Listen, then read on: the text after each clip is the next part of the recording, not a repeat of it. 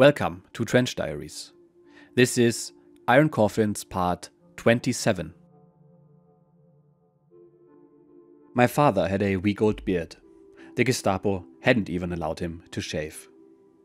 The evening dragged uncomfortably. It was hard for us to focus on a topic of conversation. A dialogue was hardly established. I briefly reported on the Atlantic front without revealing the full truth. The difficulties our armies faced on the Russian front and Rommel's defeat in North Africa caused father more distress than the Gestapo episode. He spoke of the constant bombings on Frankfurt and mentioned the possibility of relocating his business to the countryside. We talked about many things, but father never touched on the matter that led to his arrest. And as for me, nothing was more important than having father back home. A day and a night later, I arrived in Berlin. I stepped out of the Anhalter Bahnhof into the sultriness of a summer day and found myself in the midst of a destroyed city, shattered glass and debris scattered everywhere. And for the first time, Marianne wasn't at the station. Hoping to meet Marianne at her office, I boarded a tram and headed to the center of Berlin. The journey was devastatingly shocking. Large parts of the city had been completely flattened by the carpet bombings. I felt like I was losing the ground beneath my feet. An inner voice urged me to turn back and leave Berlin on the next train. But eventually, I reached the block where Marianne worked. However, the 7-story office building was no longer there. Only some shattered walls remained. Bricks, iron beams, charred logs formed a huge pile of debris. The devastation was complete. With a shudder, I turned away, searched and found the entrance to the nearest subway, taking a train to the suburbs where Marianne lived with her parents. I left the terminal and saw only ruins. Here a house in ashes, there a residential building bombed. As I approached Marianne's home, I prepared myself for the reality I had already suspected. Then I stood before the mountain of charred beams that had once been a house. A chimney protruded like a warning finger into the sky. The broken masonry was blackened by soot. Steel beams had bent in the heat of the fire. Then I saw the wooden sign stuck in the rubble. Someone had written on it with red chalk: "All members of the Hardenberg family are dead." I read the sign 2 or 3 times before turning away. I was completely unable to comprehend what I had just read.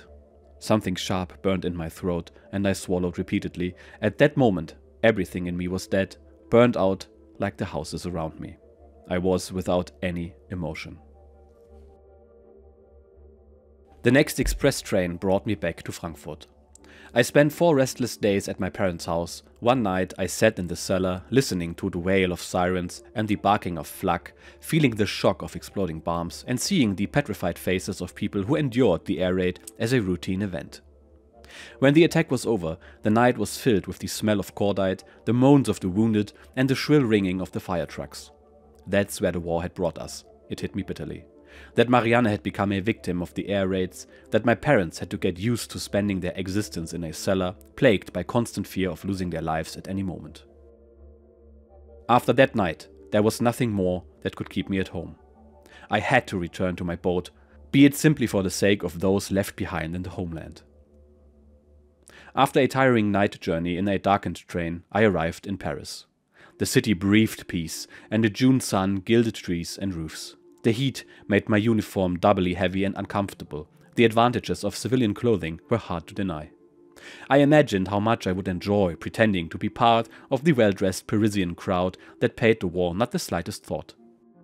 My desire to get a civilian suit turned into a decision as I sat in a cane chair in front of Café de la Paix, sipping an apéritif.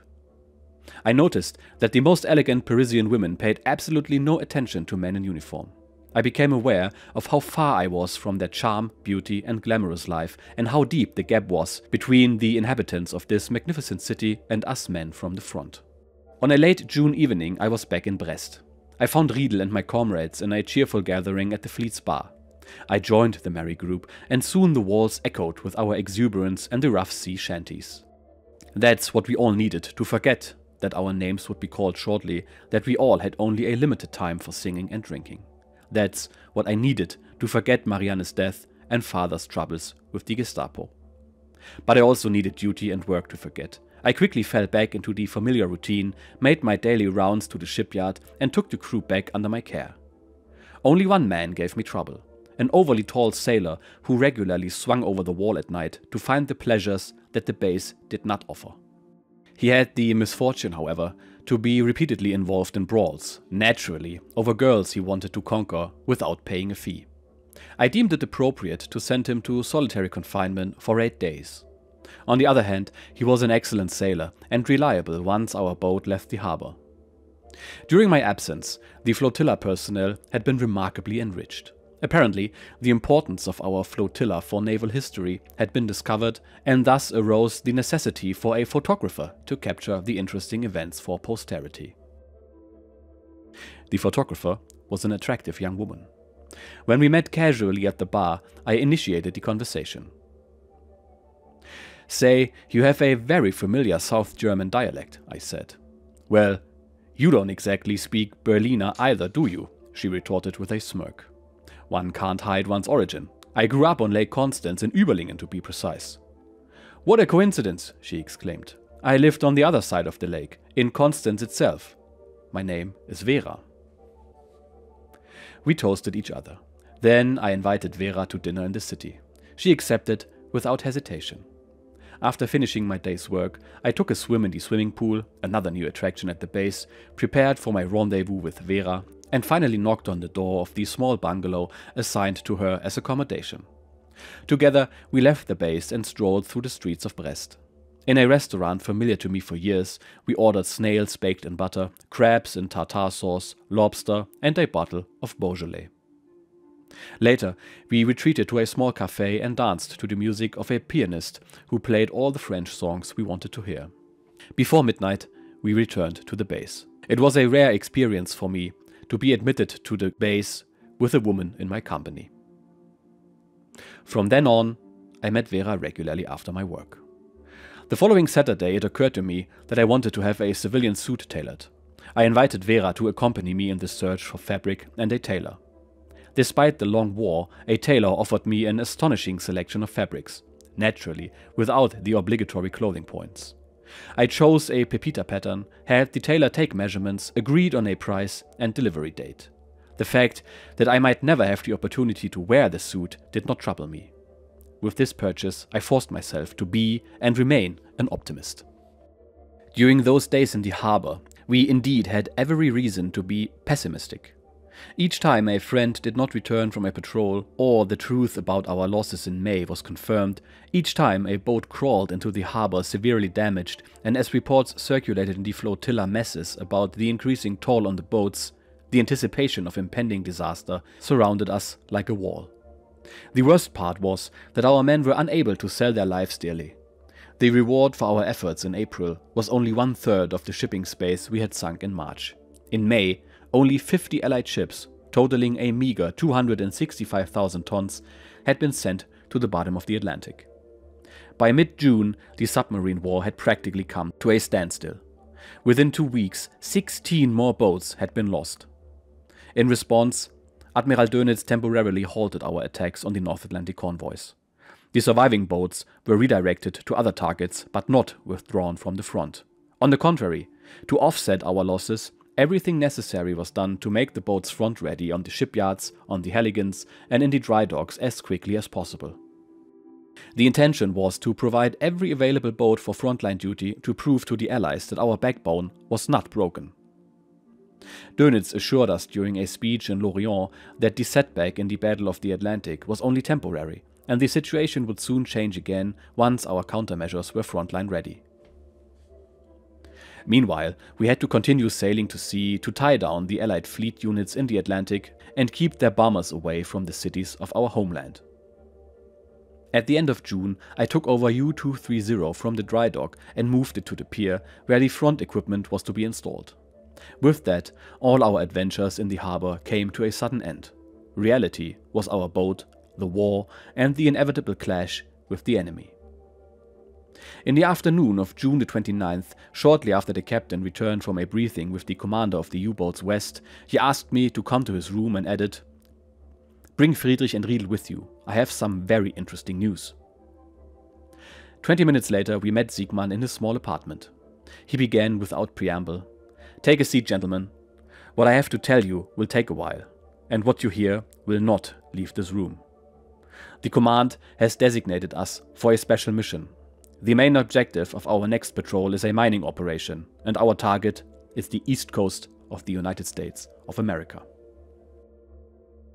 We will take over 24 magnetic mines of the latest model and lay them in the Chesapeake Bay, to be precise, in front of the American naval base Norfolk. I don't need to emphasize the danger of this mission particularly. What's important is that the destination remains a secret until we are at sea. I do not wish to be greeted by a welcoming committee in the United States. Another thing, the Chesapeake Bay is very shallow, too shallow to conduct such a task submerged. Therefore, we will lay the mines on the surface. I ask you, XO, to provide all necessary navigational charts of this area on board, quite discreetly if I may add, and to keep them under lock and key. We three had listened attentively and welcomed the plan as an exciting change, because a normal patrol didn't leave much room for success nowadays. Concerned about our defense, I asked the captain, "But the 24 mines won't allow us more than 2 torpedoes, Herr Oberleutnant." "2 torpedoes precisely, and we will take them as well. The bow compartment will be overloaded with the mines, for which you, XO, are responsible." Friedrich had another question. "How much fuel will we take on board?" "The standard amount, Chief. Everything is well prepared. We will be supplied at sea by one of our large U-tankers somewhere near the West Indies. That is our future operating area after completing the mine-laying operation, of course. We will take on sufficient provisions, fuel and eels there. And you, Riedel, will ensure tropical gear and special rations." Siegmann concluded, "Gentlemen, I assume we will be at sea for the rest of this summer." On July the 1st, we took over the mines. The delivery of the peculiarly shaped capsules sparked various rumors among the men. Some were convinced that we would mine an English port. The particularly clever ones, however, claimed we would lay the eggs off the distant but important African port of Freetown. But as the day of our departure approached, I became more skeptical about the situation in the Atlantic. None of the promised defense devices had been installed on U-230. The Metox, our radar warning receiver, was still considered the best aircraft warning device. Additional anti-aircraft guns had been promised to us, but they had not arrived in sufficient quantities at the harbor. Rumors about new inventions, such as a rubber skin around pressure hulls and superstructures that absorbed radar and ASDIC detections, remained rumors. The only real improvement on board was the installation of strong armor plates around the bridge superstructure, replacing our active detection equipment, which had become as useless as the 8.8 cm gun on the foredeck, which had also been removed. As things stood, all probabilities were against us. The British had deployed such a large number of aircraft that no submarine could pass through the Bay of Biscay undetected. In a span of just 6 weeks, the Allies had reduced our active U-boat force by 40%, and many of the surviving boats still had to break through the blockade in the Bay of Biscay to reach the safety of the harbor. Despite this alarming decimation of our ranks, we believed we could turn the tide of war if we endured long enough. And endure we must. 2 days before setting sail, I visited my tailor. My suit was not yet ready. I told him I would come back in 2 weeks and paid the remainder of the purchase price in advance. In case I did not return, I did not want to owe him anything. Monday, July the 5th. The departure of U-230 was scheduled for the evening. During the day, we received an additional passenger. Due to the expected duration of the mission and the increasing frequency of gun crews being wounded by aircraft strafing, the command assigned us a doctor. Laden with several pieces of luggage, he arrived on the pier as if embarking on a pleasure trip. "Hello, Lieutenant," he exclaimed. "I'm Dr. Reche. I'll try to take good care of your men, but I must confess I've never been on a ship, let alone a submarine. Would you please show me to my cabin?" Our men, who had been grinning while listening, made some inappropriate remarks. I shook the doctor's slender hand and explained, "Doctor, there are no cabins on a U-boat. We also have no space for your large luggage. Please, take only what you really need, about a third of what you have, and follow me below deck." After significantly reducing his luggage, not without resistance, I managed to accommodate him in a bunk above the chief navigator. At sunset, we gathered for a farewell celebration in the base's large hall. Afterwards, we went on board in small groups. Not a man, from the commander to the last seaman, revealed his thoughts about our imminent encounter with the enemy. Despite the strictest secrecy, it had become known that the Allied bombers sank 3 out of 5 boats daring to traverse the Bay of Biscay. On June 24th alone, the Tommies sent 4 boats to the bottom of the Biscay within 16 hours. The night was moonless and very dark. No music band, no applauding crowd betrayed our covert departure to the French partisans or English spies. In those days and weeks, the English intelligence service had its eyes and ears everywhere. In the base, in the shipyard, in the restaurants, and even in the etablissements. At the western tip of Brittany, where the rocks sink into the sea, we were picked up by a patrol boat that guided us to a rendezvous point with other boats from Lorient. The night passed without incident. At daybreak, we encountered U-506 and U-533. We were ordered to march together through the Bay of Biscay and repel British air attacks with concentrated firepower. The boats sailed side by side within shouting distance. 4 patrol vessels circled the strange assembly with keen attention, their barrels ready to fire. The 3 commanders communicated through their megaphones, discussing the strategy of the group march. According to them, all 3 boats were to surface during the day and push westward at full speed, while submerged at night and maintaining close contact. At dawn, upon a signal, they were to surface again and continue the surface march. If an aircraft was spotted from a safe distance, a yellow flag was to be waved and an immediate dive with an alarm was ordered. A red flag would be waved if one of the enemy planes had already approached too closely, making a dive impossible. The red flag meant stay on the surface and fire all weapons.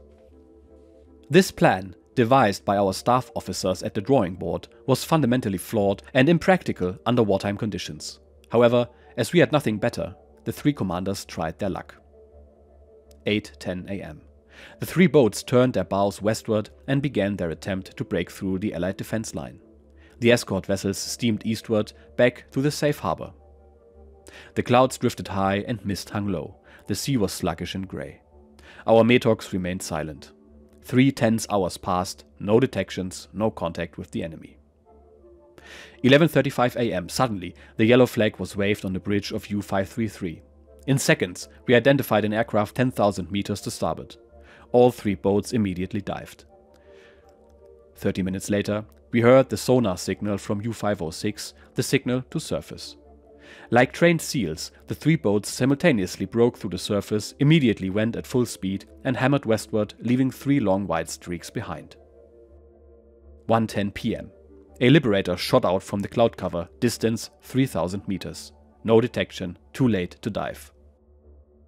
The red flag went up on our bridge, all gun barrels swiveled toward the aircraft. Then, the large bird began its attack, but before we could open fire, the plane pulled up, flew out of range, and began to circle our group. 1:18 p.m. A second Liberator appeared on the northern horizon, a new variation of a familiar method.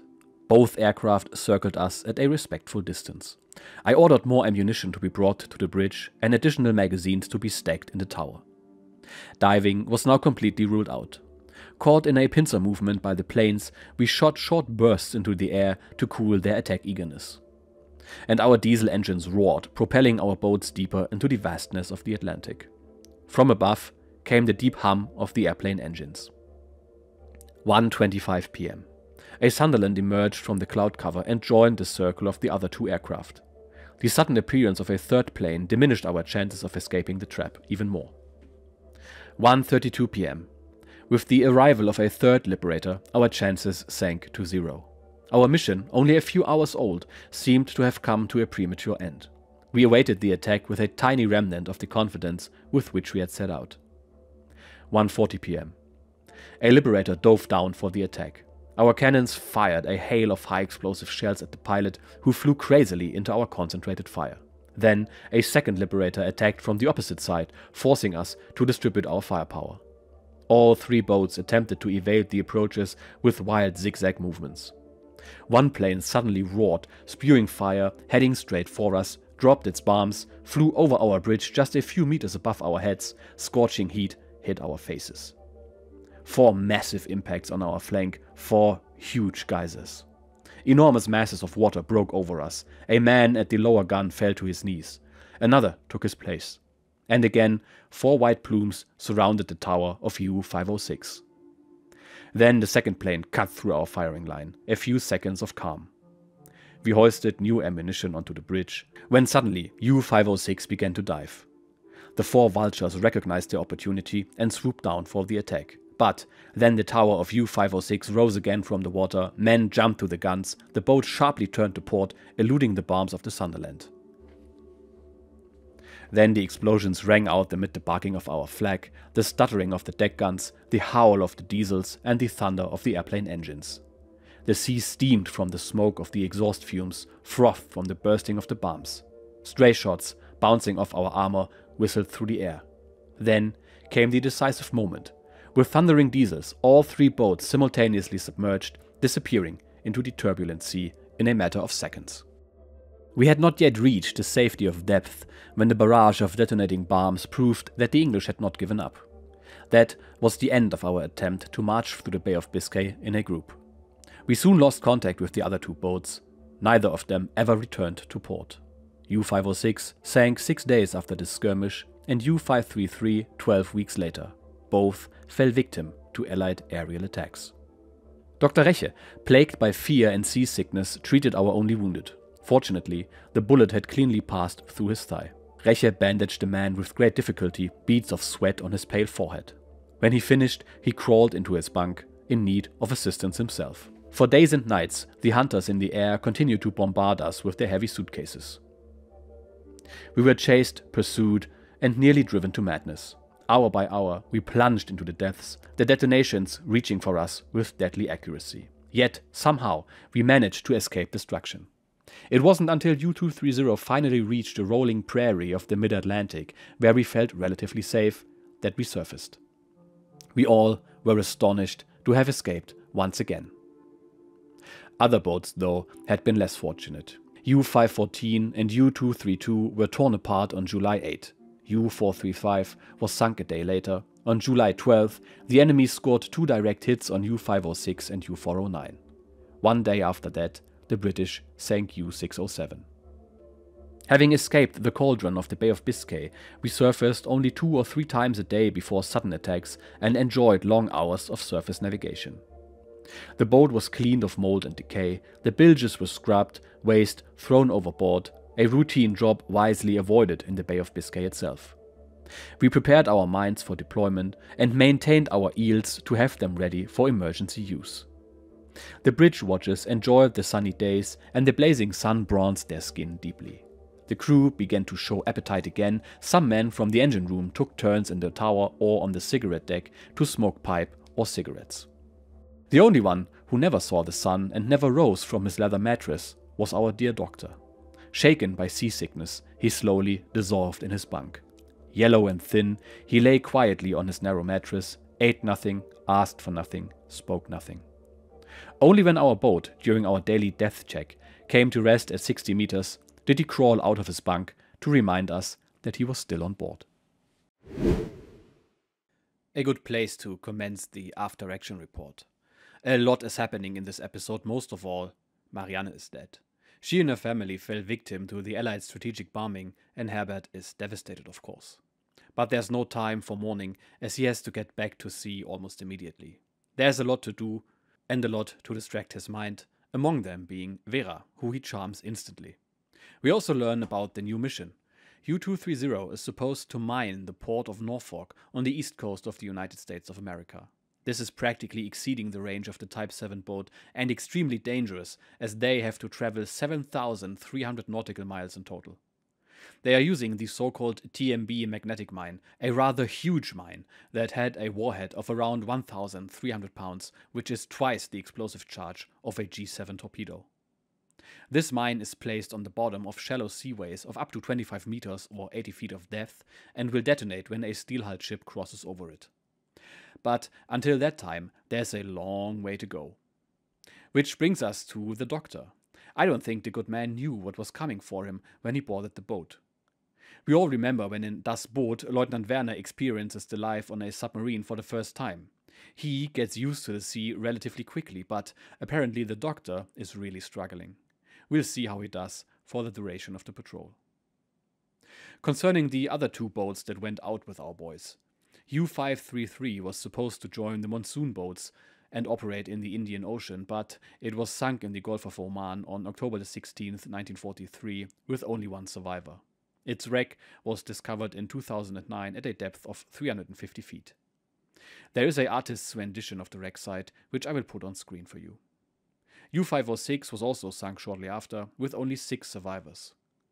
U-506 has an interesting story to tell itself, as it was one of the boats that rescued survivors of the sinking of the Laconia. The boat saved 142 Italian prisoners of war, as well as 9 British women and children. The boat was at sea for 2 days with a total load of 198 people, almost 4 times the usual complement. Its captain actually survived the sinking, but drowned while swimming towards a life raft that was dropped by the Allied plane that sunk his boat. Truly tragic. So, off to a new patrol it is. We'll see in the next episode how it turns out, and I will see you then. Cheers, bye bye.